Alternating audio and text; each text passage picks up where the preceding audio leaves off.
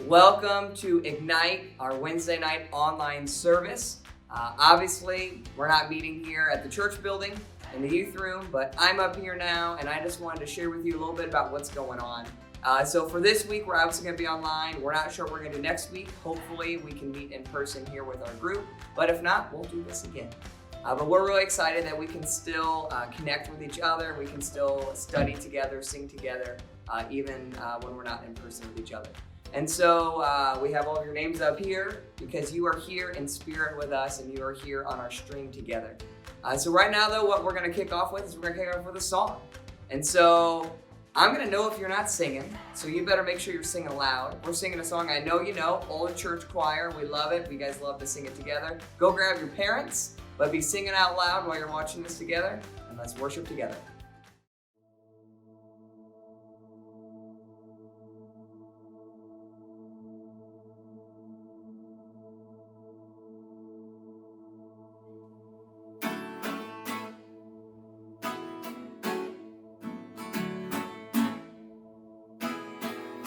There's revival and it's spreading like a wildfire in my heart.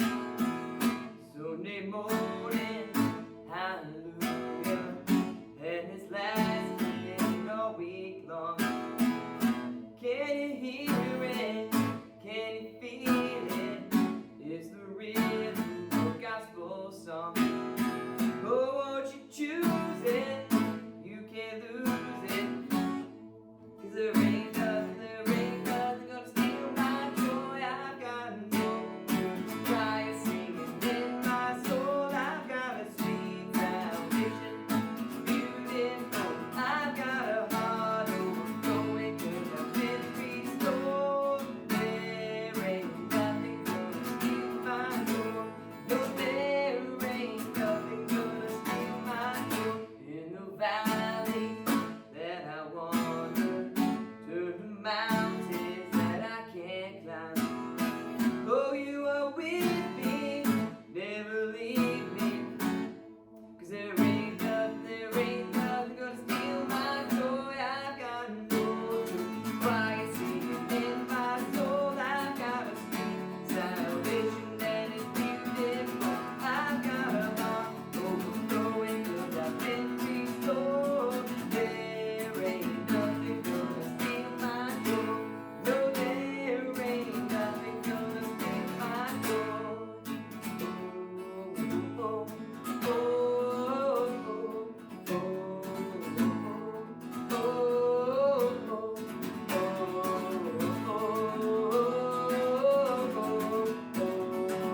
oh, oh. Grab your hands and stop your feet till you found that God for me. He's all you ever need, all you ever need. Grab your hands and stop your feet till you found that God for me. He's all you ever need, all you ever need. I've got no church choir singing in my soul. Got a sweet salvation and it's beautiful. I've got no church choir singing in my soul. I've got a sweet salvation, beautiful. I've got a heart overflowing good, been restored. There nothing gonna steal my joy. No, there ain't nothing gonna steal my joy. I said there ain't nothing gonna steal my joy.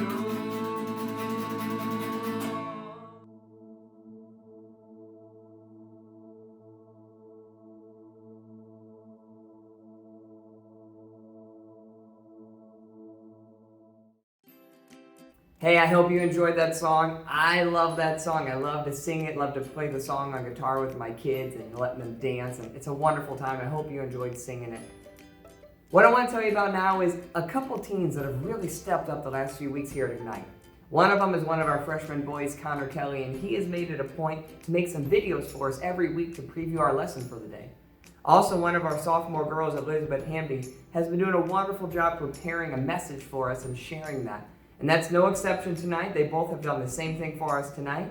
So I just wanted to take a quick second and say, if there's gifts that you have and you want to be plugged in here at Ignite, a Connection Student Ministry, I want to hear them. I want to see what you got. I want you to be a part of this with us. So enjoy right now the work that they've done, and let's continue worshiping together through studying God's Word.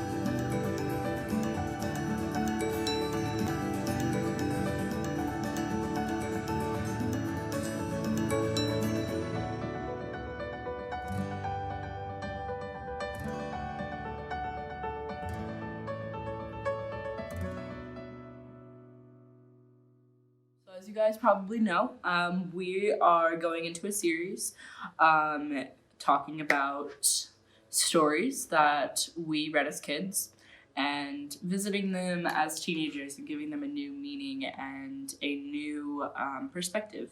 And this week I want to talk about David and Goliath. It's a pretty self-explanatory story. David was a boy that defeated the legendary giant with 3 stones and a slingshot. And that's the end of the story, right? No, very far from it. We are going to be starting in 1 Samuel 17. So I realize this is a little different for you guys. If you want to, you guys are probably watching this on your phone. So if you want to I challenge you to get up, get a Bible, or if you have that little cool, dual, window thing and you want to look at the Bible. Anyway, in any way, shape, or form, go and get a Bible, and share the word with me. We are going to be starting in 17, 1 Samuel, and starting 17:4. And that's going to be describing Goliath. Goliath was the giant. And it describes him as a champion named Goliath, who was from Gath, came out of the Philistine camp. His height was 6 cubits in a span.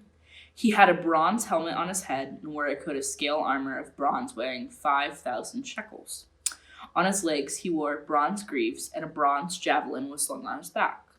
His spear shaft was like a weaver's rod, and its iron point weighed 600 shekels. His shield bearer went ahead of him.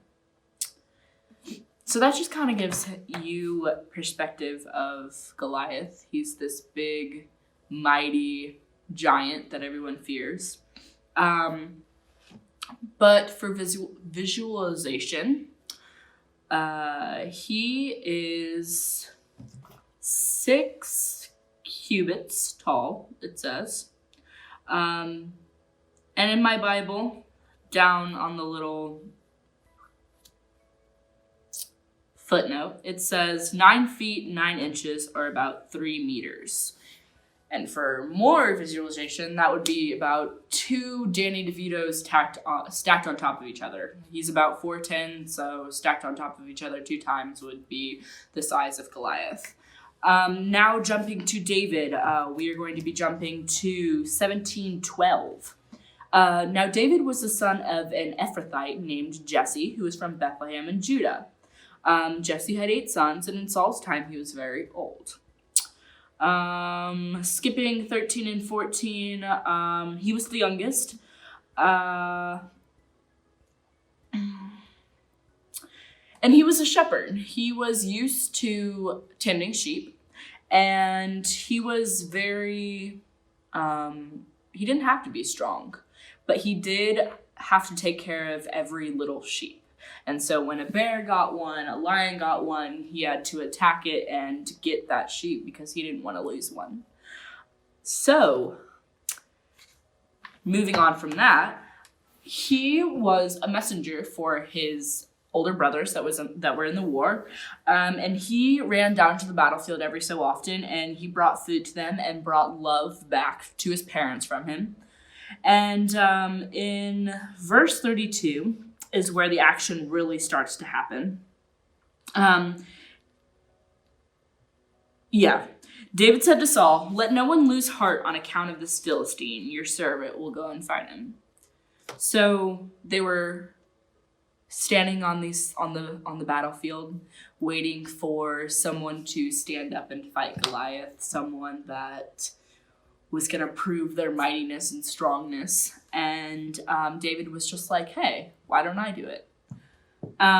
So there's hope brought in verse 32, let no one lose heart. In 33, it says, you are not able to go against this Philistine and fight him. This was Saul talking.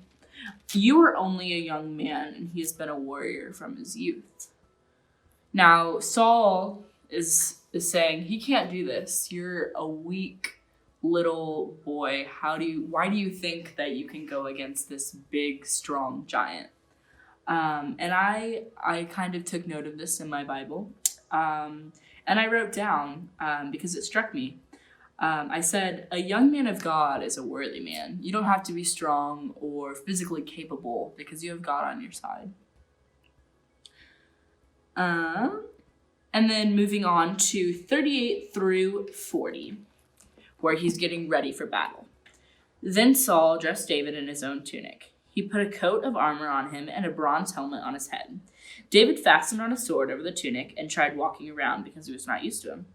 I cannot go in these, he said to Saul, because I am not used to them. So he took them off. Then he took his staff in his hand, chose 5 smooth stones from the stream, put them in his pouch of his shepherd's bag, and with his sling in his hand approached the Philistine. So that's the story we know. He takes the stones, he takes the slingshot, and he ultimately defeats Goliath. And that's amazing, right? Moving on to 45. This is the verse where it kind of explains where, stones may not be a lot, but I have something greater. You come against me with sword and spear and javelin, but I come against you in the name of the Lord Almighty, the God of the armies of Israel, whom you have defied. And that's where it really starts to get interesting, because he has these stones and Goliath has these daggers and this height and this strong and meanness. But David's just like, I don't need all that. I have God. Now, going on to 47. All those gathered here will know that it is not by sword or spear, again, mentioned in 45, that the Lord saves, for the battle is the Lord's, and he will give all into your hands. And I really, really like that. This is where it starts to get interesting. And I put a note off to the side in my Bible saying, give up your fight, God will win. Everyone's got their own fight. And you're fighting it, and you're putting up an amazing fight, a strong fight. But I just want to let you know that God's got you, and He's fighting your fight, probably stronger than you are. Actually, I know He's fighting stronger than you are. And that's not to put you down in any way, but He's got you. I'm not telling you that you're weak, because you're not, but God's even stronger. So at this point, I want to tell you a story about my grandma. She was diagnosed 5 years ago with lung cancer. And she's she's cancer-free, and she's been cancer-free for, again, almost 5 years.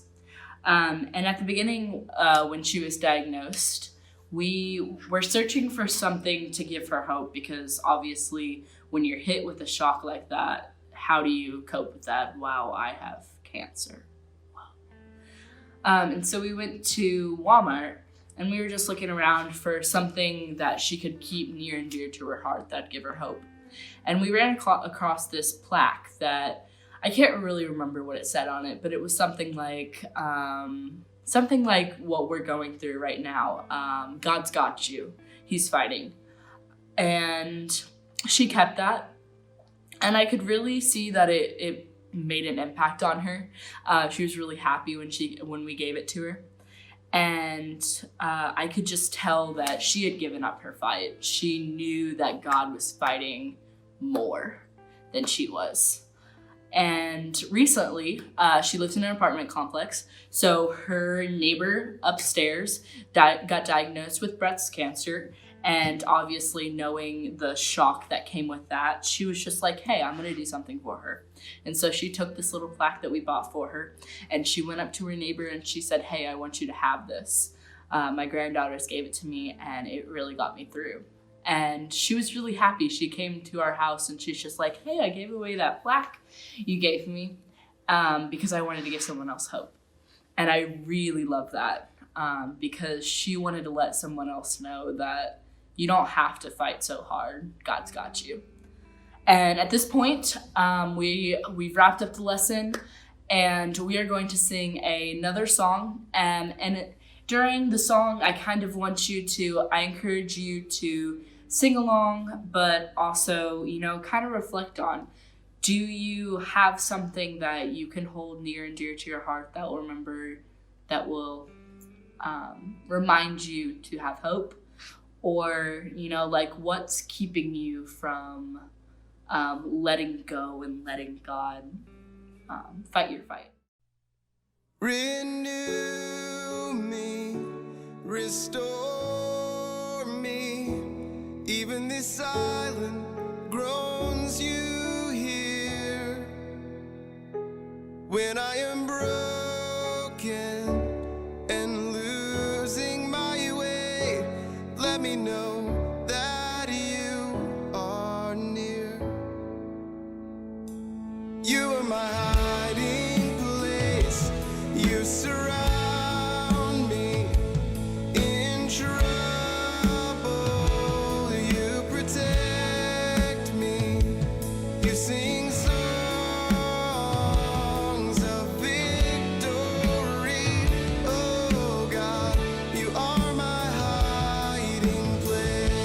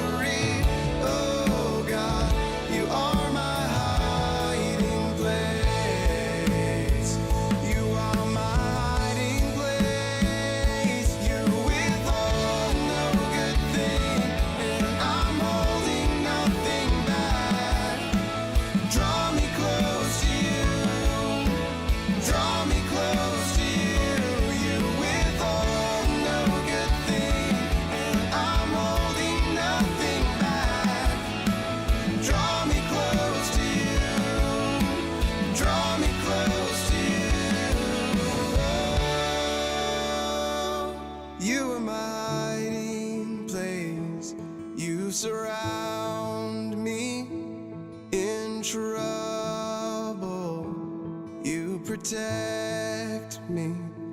You sing songs of victory. Oh God, you are my hiding place. You are my hiding place. You surround me in trouble. You protect me. You sing songs of victory. Oh God, you are my hiding place.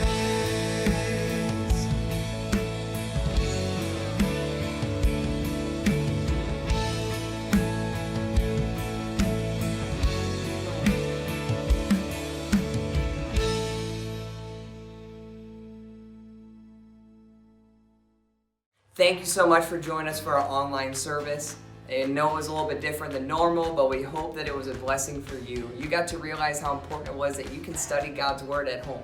And so you can do that all the time. Hopefully next week we'll be back here in the youth room having youth group. But if not, we'll keep you posted and we'll be here live again. But hopefully you have a great week. If you have any concerns or questions or anything, don't hesitate to reach out to me or some of our staff here at the church. Reach out through Facebook, reach out through Snapchat, all different avenues that you can reach out to us for anything. We hope you have a blessed week. We'll see you later.